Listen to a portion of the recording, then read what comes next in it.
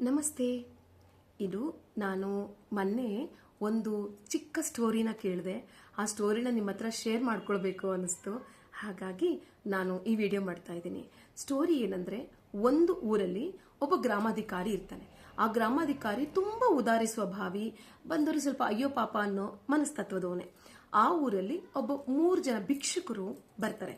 ಆ 3 ಜನ ಭಿಕ್ಷುಕರು ಹೇಳ್ತಾರೆ, ಈತ ತುಂಬಾ ಉದಾರಿಯಂತೆ, ಇದನ್ನು ಕೇಳಿದ್ರೆ ಏನಾದ್ರೂ ನಮ್ಗೆ ಸಹಾಯ ಆಗಬಹುದು ಅಂತ ಹೇಳ್ಬಿಟ್ಟು ನಾನು ಕೇಳೋಣ ಏನಾದ್ರು ಅಂತ ಹೇಳಿ ಅವ್ರು ಹೋದ್ರಂತೆ. ಮೊದಲನೇನು ಹೋದ್ನಂತೆ, ಸ್ವಾಮಿ ನಂಗೆ 5 ರೂಪಾಯಿ ಕೊಡಿ ಅಂತ ಕೇಳಿದ್ನಂತೆ. ಅದಕ್ಕೆ ಅವ್ನು ಹೇಳಿದ್ನಂತೆ, ಏನು ನಾನೇನಾದ್ರೂ ನಿಂಗೆ ಸಾಲ ಇಟ್ಟಿದ್ದೀನಾ? 5 ರೂಪಾಯಿ ಸಾಲ ಕೇಳ್ತಾ ಇದ್ದೆ, 5 ರೂಪಾಯಿ ಕೊಡು ಅಂತ ಅಷ್ಟು ಜೋರ ಕೇಳ್ತಾ ಇದೀಯಾ? ಹೋಗು ಹೋಗು, ಆದ್ರೆ ನನ್ನ ಮನಸ್ಸು ಇಲ್ಲ ಅಂತ ಹೇಳ್ತಾ ಇಲ್ಲ ಅಂದ್ಬಿಟ್ಟು 2 ರೂಪಾಯಿ ಕೊಟ್ಟು ಕಳಿಸಿದ್ನಂತೆ. ಎರಡನೇವನು ಹೋದ್ನಂತೆ.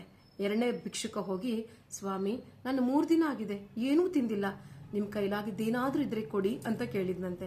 ಅವನಿಗೆ ಅಯ್ಯೋ ಅಂತ ಅನಿಸ್ಬಿಟ್ಟು 5 ರೂಪಾಯಿ ಕೊಡೋ ಜಾಗದಲ್ಲಿ 10 ರೂಪಾಯಿ ಕೊಟ್ಟು ಹೊಟ್ಟೆ ತುಂಬಿಸ್ಕೊ ಹೋಗು ಅಂತ ಕಳಿಸಿದ್ನಂತೆ. ಅದೇ 3ನೇ ಭಿಕ್ಷುಕ ಬಂದಂತೆ. ಬಂದು ಕೇಳಿದ್ನಂತೆ, ನಮಸ್ಕಾರ ಅಂತ ಹೇಳಿದ್ನಂತೆ. ಯಾರಪ್ಪ ನೀನು ಅಂತ ಕೇಳಿದ್ನಂತೆ ಗ್ರಾಮಾಧಿಕಾರಿ.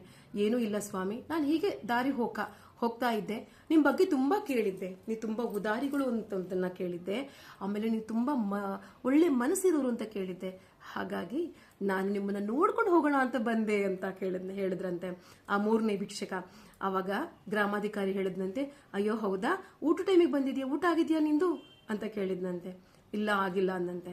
ಅವಾಗ ಸರಿ ಬಾ ಊಟ ಮಾಡೋಣ, ನಂದು ಊಟ ಟೈಮೇ ಈಗ ಅಂತ ಹೇಳಿ ಅವನ ಜೊತೆ ಕೂಡಿಸಿ ಊಟಕ್ಕೆ ಹಾಕ್ಸಿದ್ರಂತೆ. ಆಮೇಲೆ ಏನ್ ಮಾಡ್ತಿದ್ಯಾ ನೀನು ಅಂತ ಕೇಳಿದ್ರೆ, ಇಲ್ಲ ಏನೂ ಇಲ್ಲ ಅಂತ ಹೇಳಿದ್ರೆ, ನನ್ನ ತೋಟದಲ್ಲೇ ನೀನು ಒಂದು ಕೆಲಸ ಮಾಡು, ನಾನು ನಿಂಗೆ ದುಡ್ಡು ಕೊಡ್ತೀನಿ, ಇಲ್ಲೇ ತಿನ್ನಕ್ಕೆ ಉಣ್ಣಕ್ಕೆಲ್ಲ ಕೊಡ್ತೀನಿ, ಇಲ್ಲೇ ಇದ್ಬಿಡು ಅಂತ ಹೇಳಿದ್ರಂತೆ. ಇದರಿಂದ ಅರ್ಥ ಏನಂದ್ರೆ, ನಮ್ಮ ಮಾತು ಎಷ್ಟು ಮುಖ್ಯ ಅಂತಂದ್ರೆ, ನಮ್ಮ ಪ್ರತಿಯೊಂದು ಮಾತು ಎದುರಿನವ್ರಿಗೆ ಹಿತ ಕೊಡ್ತಾ ಇದೆಯಾ ಇಲ್ಲ ನೋವು ಕೊಡ್ತಾ ಇದೆಯಾ ಅನ್ನೋದನ್ನ ತುಂಬಾ ಆಲೋಚನೆ ಇಟ್ಟು ಮಾತಾಡಬೇಕು.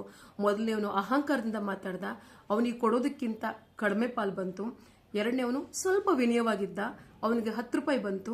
3ನೇವನು ಇನ್ನೂ ವಿನಯವಾಗಿದ್ದ, ಅವನಿಗೆ ಜೀವನನೇ ಸಿಕ್ತು ಅಲ್ವಾ.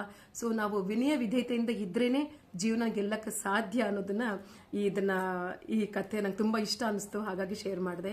ನಮ್ಮ ಅಜ್ಜಿ ಹೇಳ್ತಾ ಇದ್ರು, ಅನ್ನೋದು ಇದೇ ಬಾಯೆ, ಏನಪ್ಪ ಅನ್ನೋದು ಇದೇ ಬಾಯೆ, ಆದ ಕಾರಣ ಈ ಬಾಯಿಂದ ಯಾವಾಗ್ಲೂ ಒಳ್ಳೆ ವಿಚಾರಗಳು ಒಳ್ಳೆ ಮಾತುಗಳೇ ಬರಬೇಕು ಅನ್ನೋದನ್ನ ನಮ್ಮ ಅಜ್ಜಿ ಹೇಳ್ತಾ ಇದ್ರು. ನಂಗೆ ಆ ಮಾತು ಮಾತ್ರ ಯಾವಾಗ್ಲೂ ನೆನಪಿರತ್ತೆ. ಸೊ ಈ ಕತೆ ಇಷ್ಟ ಆಗಿತ್ತು ಅಂತ ಅನ್ಸುತ್ತೆ. ಇಷ್ಟ ಆಯ್ತು ಅಂದ್ರೆ ಖಂಡಿತವಾಗ್ಲೂ ನಿಮ್ಮ ಜೀವನದಲ್ಲೂ ಏನಾದ್ರೂ ಆ ಥರ ನೀವು ಒರಟಾಗಿ ಮಾತಾಡೋದಿತ್ತು ಅಂದ್ರೆ ಸ್ವಲ್ಪ ಸಾಫ್ಟ್ ಮಾಡ್ಕೊಳ್ಳಿ, ಪ್ರೀತಿ ಮಾತ್ಕೊಳ್ಳಿ. Thank you.